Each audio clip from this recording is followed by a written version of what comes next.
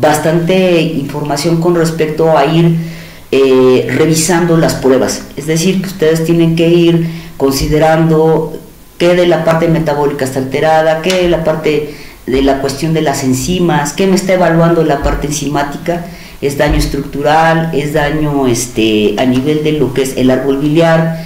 Es decir, toda esta parte es importante que la cuadren, y obviamente hay que sumarla a las otras pruebas, a lo que ya vimos de biometría, a lo que ya viene el general de orina, porque finalmente todo esto pues digamos que completa o complementa la parte del diagnóstico.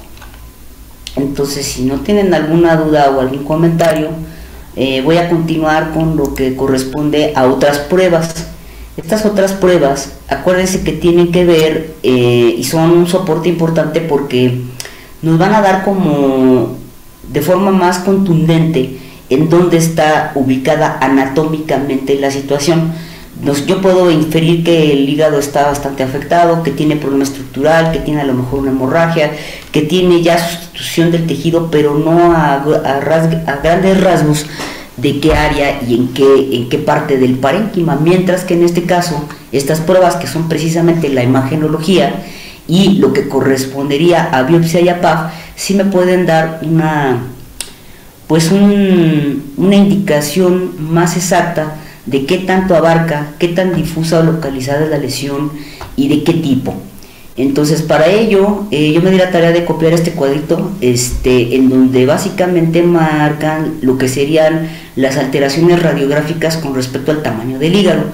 Esto es importante porque en una primera placa, sobre todo lateral, podemos nosotros ver obviamente los bordes, qué tanto está abarcando o no de la zona de la cavidad abdominal y si está en su localización adecuada. Entonces, obviamente, por ejemplo, manejan que lo más común es que tengamos una hepatomegalia. Cuando el proceso ya se convierte en más situaciones de tipo crónico, hablaremos de que en este caso sería una microhepatopatía y que en este caso el hígado está pequeño o reducido de tamaño. En este sentido, lo que nosotros vamos a ver es que dentro de esta parte de la hepatomegalia, lo común es que nuestros márgenes cambien. Se supone que tiene que ser un margen agudo, pero no plano, sino un agudo con cierto borde. Y entonces por eso es que nos mandan que puede ser agudo llano o puede ser redondeado irregular. Voy a irme primero a esta parte del que sería el agudo llano, en donde lo que podemos tener es desde un cambio adaptativo, un cambio preneoplásico, un cambio, un desorden metastásico, y por ejemplo aquí mencionan lo que sería la lipidosis, la amiloidosis, las condiciones inflamatorias dadas por ejemplo por algunos agentes como cuadros virales, como puede ser la peritonitis infecciosa felina, la hepatitis viral canina, la colangitis o la colangiohepatitis, y en este caso también pues lo pueden dar ciertas neoplasias, el que tenga ciertas parasitosis o la obstrucción biliar. ¿Por qué? Porque esto lo que va a ocasionar es una inflamación del hígado, mientras que la parte de los márgenes redondeados pero irregulares ya no están lisos. Vamos a tener que va a existir una inflamación más marcada con respecto al hígado, pero que obviamente esto nos tiene que hacer pensar que al estar irregular, pensemos en cuestiones ya sea de una neoplasia primaria metastásica, una hiperplasia nodular, una cirrosis, quistes, abscesos o hematomas, y esto es lo que le va a dar precisamente la irregularidad a la parte de la superficie del parénquima. Ahora bien, si nosotros nos referimos a la situación de que el hígado esté pequeño o reducido de tamaño, lo que vamos a tener es básicamente que pensar, por ejemplo, en lo que les comenté de los puentes portosistémicos. Acuérdense que aquí lo que vamos a tener es una mala irrigación y nutrición por parte del hígado, y aparte que no va a poder hacer todas sus funciones metabólicas. Por lo tanto, el hígado empieza a tener precisamente esta situación de volverse cada vez más pequeño y ser algo como común, ¿no? La otra es que puede haber sobre todo una necrosis, ya sea aguda o subaguda, o bien que incluso tengamos situaciones en donde el hígado se vea comprometido también a nivel de la vasculatura, que no le llegue la suficiente irrigación, y esto también puede darse no solamente por lesiones dentro del órgano, a nivel de la circulación, que puede ser por ejemplo la caída de la presión a nivel de porta o a nivel de la arteria mm, hepática, sino que también, por ejemplo, los desplazamientos. Esto lo puede originar también, por ejemplo, las neoplasias, pero algo que es bien sabido es que cuando nosotros tenemos hernias de tipo ya sea diafragmático o pericárdica, vamos a tener un desplazamiento, y esta situación del desplazamiento de los mismos órganos pues va a comprometer ampliamente al hígado. Si esto obviamente no se puede corregir de manera pronta o que incluso en ocasiones no se llega a diagnosticar de manera oportuna, pues esto obviamente sí puede tener una repercusión a nivel hepático, ¿vale? No sé si tengan alguna duda con respecto a esto, chicos. ¿Hago una pausa? ¿No? Ok. Bueno, miren, aquí les coloqué yo lo que sería la placa radiográfica a manera de que podamos delimitar dónde vería yo al hígado. En la imagen ustedes a lo mejor tienen más recordatorio a la situación anatómica y quizás vean por su trabajo más radiografías. Yo realmente esta parte no la tengo como una parte de experiencia, de espectriz. Sin embargo, la idea es que, bueno, ubiquen esta parte de este triangulito que se ve de color oscuro, que acuérdense que en la parte de la placa radiográfica será radiolúcido, y tenemos otra zona que debe de estar por acá arriba, ¿no? Entonces aquí lo que estaría abarcando básicamente sería hacia arriba lo que es los pulmones, y en esta parte de este triángulo sería precisamente el hígado, en donde básicamente está delimitado por esta parte que sería el diafragma, esta zona oscura. Esto les digo son los pulmones, y en la parte donde se encuentra ese 8 que vemos pegadito a esta zona radiolúcida, esta parte radiopaca, que más o menos voy a tratar de delimitarlo con la pluma porque me estaba yendo muy arriba. Esta es la parte del diafragma, aquí, y pegadito les decía yo esta zona oscura que es donde están los pulmones, pues podríamos delimitar básicamente al hígado, que correspondería a esta zona de aquí más o menos, viendo la radiografía. Por ahí incluso maneja ahí que hay un 10, y en esta parte del 10 lo que está básicamente ya delimitando son parte de las asas intestinales que llegan a quedar entre la pared costal, entre la pared y entre el órgano propiamente. Entonces ustedes pueden observar ahí la zona del hígado. Tenemos al corazón, se puede ver la tráquea. Entonces esta zona es la que sería interesante a partir de la placa radiográfica. Aquí también siempre es importante pedir el estudio completo, y que sobre todo podamos tomar tanto la parte lateral derecha como izquierda, aunque sabemos que hay una parte que va a ser mucho más abundante, que es la pared a nivel del costado derecho, que es donde se va a generar esta parte del lóbulo más grande, más extenso a partir del hígado. Sin embargo, siempre hay que tener las dos vistas, y sobre todo también la ventrodorsal. Aquí, por ejemplo, este es para que ustedes puedan evaluar el hecho de que también se pueden hacer con medio de contraste, siendo que la irrigación es sumamente importante con respecto al hígado. Veanlo, aquí está toda esta zona de la parte del hígado, pues que se puede hacer con medio de contraste una angiografía, porque se mete por la parte de vena o arteria, dependiendo del estudio, y entonces poder generar con esta imagen qué tanto realmente se está irrigando o hay un problema a nivel de la irrigación del órgano. Entonces aquí, por ejemplo, vean cómo el contraste va de la vena yugular exteriorizada directamente a la vena caudal, sin flujo significativo hacia el hígado, es decir, se ve toda la parte del flujo hacia la parte caudal, hacia la parte craneal por la vena yugular, pero esto debería tener varias ramificaciones de color blanco, en este caso radiolúcido, radiopaco, que sería lo correcto para la parte del medio de contraste, y esto no lo tenemos durante el parénquima, por lo cual este paciente pues tenía graves problemas con respecto a la irrigación. Ahora bien, otro de lo que podemos nosotros generar a nivel del estudio podría ser la biopsia, y de hecho ahora yo les comentaba desde el inicio del tema que para poder hacer este diagnóstico con respecto al hígado, pues es imprescindible, es fundamental el tener la biopsia. ¿Para qué? Para llegar al diagnóstico final y saber qué le está pasando a ese hígado. Por lo tanto, entonces aquí yo les puse un comparativo, no me voy a meter en toda esta parte del histopatológico, pero sí que ubiquen que finalmente por el histopatológico podemos tener toda esta gran gama de diagnósticos con respecto a la infiltración, a los cambios degenerativos, a los cambios adaptativos, a las neoplasias y a los procesos sobre todo de inflamación a nivel hepático.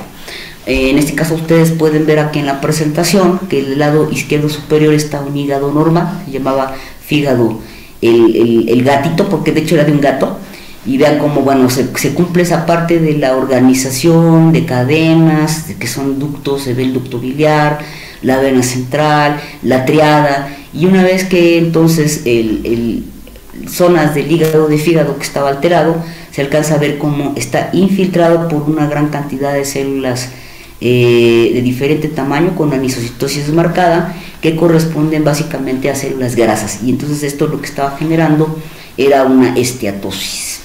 Entonces es un cambio finalmente que tenía un hígado graso, el gatito desarrolló el hígado graso. Obviamente antes de continuar, acuérdense que una vez que vamos a realizar esto, no olviden que es sumamente importante es el que ustedes, ya que ustedes vayan a decidir el generar, ya sea el tomar la biopsia o el tomar la punción con aguja fina, tienen a este paciente el poderle enviar las pruebas de coagulación, sobre todo porque pues vamos a generar una pequeña incisión, un pequeño sacabocado, sobre todo hablando de la biopsia, para poder obtener pues una muestra representativa del tejido. Por lo tanto, sumamente importante esto. Quizás para la citología la punción con aguja fina sea menos, porque aquí acuérdense que no haremos como tal el extraer un pedacito de tejido, sería una aspiración mucho más fina, precisamente con una aguja de 21, 22, y por lo tanto puede ser menos riesgosa. Sin embargo, esto no se debe de obviar. Y bueno, con respecto a la citología, yo les pediría que ahora recapitularan lo que ya revisaron para la parte de la citología y revisar precisamente todo lo que vimos, desde la parte de la clasificación inflamatoria, cuáles son estas células que pueden estar infiltrando a mi tejido, y en este caso al hígado, para poder dar esta clasificación de si es crónica, aguda, crónica activa, si es granulomatosa, si es eosinofílica, y que esto pues nos pueda orientar hacia una etiología particular. Obviamente aquí yo les coloco dos citologías, estas son citologías, vean cómo se ven las células, en este caso son hepatocitos, y el punto es tener no sangre, sino tener hepatocitos, que son los que finalmente tendría que evaluar. Lo que ustedes están viendo en la parte inferior, en el preparado inferior, son células normales, estos son hepatocitos de un paciente normal. Pueden llegar a tener cierta anisocitosis, es normal, pueden llegar a tener ligeros cambios a nivel de la cromatina, como esta célula o esta célula. Se pueden llegar a ver, por ejemplo, hasta dos nucleolos. ¿Por qué? Porque son células sumamente activas. Y estos dos nucleolos siempre y cuando tienen que tener una condición, que sean redondos y que sean del mismo tamaño. Ahí sí es importante el tamaño, que sea uniforme. Vean la cantidad de citoplasma. Aquí obviamente se pierde esta situación de poderlo ver como de manera hexagonal o pentagonal, porque aquí estamos separando al hepatocito de esta organización que tiene a nivel de las cadenas o de los acinos. Pero lo interesante es ver que este citoplasma pues se mantenga de un azul claro, que no tenga gránulos, etcétera, etcétera. Entonces creo que es bastante significativa la situación de retomar cómo debe de ser la célula de forma normal, cuáles son sus características como célula epitelial, y obviamente a partir de ahí revisar cuáles pueden ser estos cambios adaptativos, degenerativos o neoplásicos que pueda sufrir. Ustedes ven en la parte superior, es la misma, no es el mismo paciente, obviamente es otro paciente, pero es la misma toma, fue una punción con aguja fina, y sin embargo este paciente no tiene esta disposición, ni tampoco tiene las características, no se parece. ¿Qué le ven a la de arriba? ¿Quién quiere participar? ¿Qué le observan a esa muestra superior?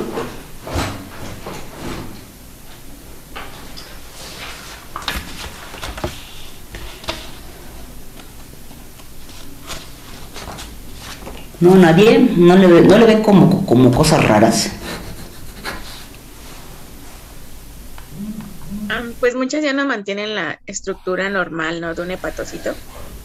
Ajá. También el citoplasma se ve como granular, o sea, no se ve pues uniforme. Claro, claro, muy bien. Y bueno, a esa situación de desregulación del tamaño, ¿cómo le llamábamos ahí en citología? Para que manejen la... Anisocitosis. Eso, muy bien. Presenta una anisocitosis, digo, para hablar con los términos adecuados, ¿no? Una anisocitosis importante. Y por ejemplo, vean, no es lo mismo que este incluso es un núcleo desnudo, que es un criterio, si se acuerdan por ahí, a por ejemplo ver esta que está aquí, a ver esta que está aquí, vean la diferencia, a esta por ejemplo que no solamente está granular, como dice su compañera, ¿cómo se ve el tono de esta con esta? ¿Qué tiene esta? Esta. Sí, este es un criterio de malignidad que vimos, lo mismo también tiene esta que está aquí, y lo tiene por ahí, quizás esta de aquí arriba, ¿qué tienen esas? La escotadura. No, me refiero a los citoplasmas. Ah, basofilia. Vasofilia, muy bien, muchas gracias doctora. Sí, vasofilia, exacto, muy bien. Entonces, vean cómo si yo puedo empezar, si lo miro con muchísimo más detenimiento, varios de las características que en este caso hablábamos de los criterios de malignidad. Estos que estaba ahorita comentando Andrea eran precisamente criterios generales porque son los de núcleo. Ahora bien, si nos vamos por ejemplo al núcleo, al citoplasma, perdón, y si nos vamos al núcleo, ¿qué le ven al núcleo? ¿Están del mismo tamaño todos los núcleos? ¿Están de la misma forma?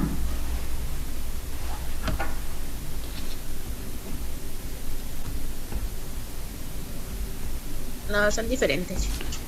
Están diferentes, ¿verdad? Entonces tenemos también una anisocariosis y también tenemos un pleomorfismo importante por el parte del núcleo incluso.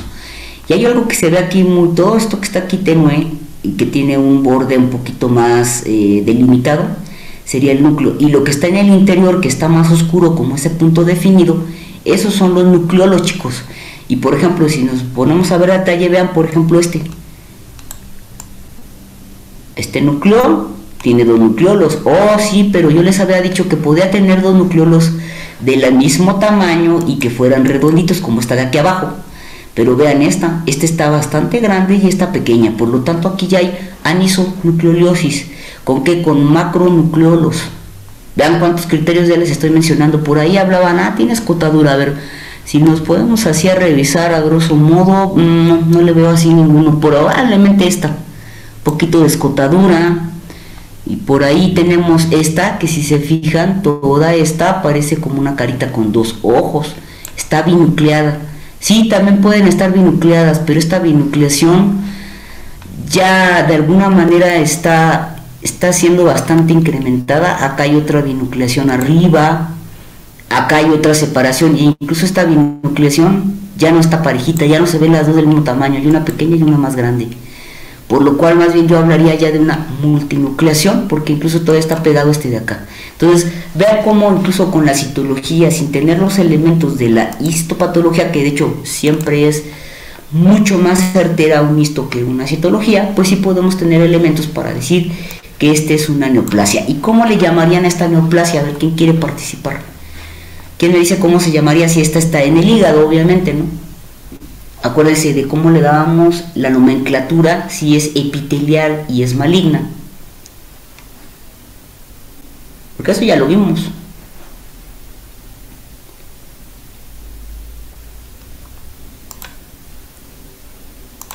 Ahí cerré la cámara. A ver. Ahí. Por aquí le quería yo cambiar. A ver, Michelle. Herrera Manrique Michelle. ¿Tú cómo ves? ¿Qué nombre le pondríamos? ¿Un carcinoma? Ajá, dígamelo completo. ¿Cómo? Porque si me dicen más carcinomas estaría mal. Dígalo completo. Nombre y apellido. ¿De dónde? ¿De qué sitio es? Está bien lo que tú dices, pero ponle el lugar, el sitio.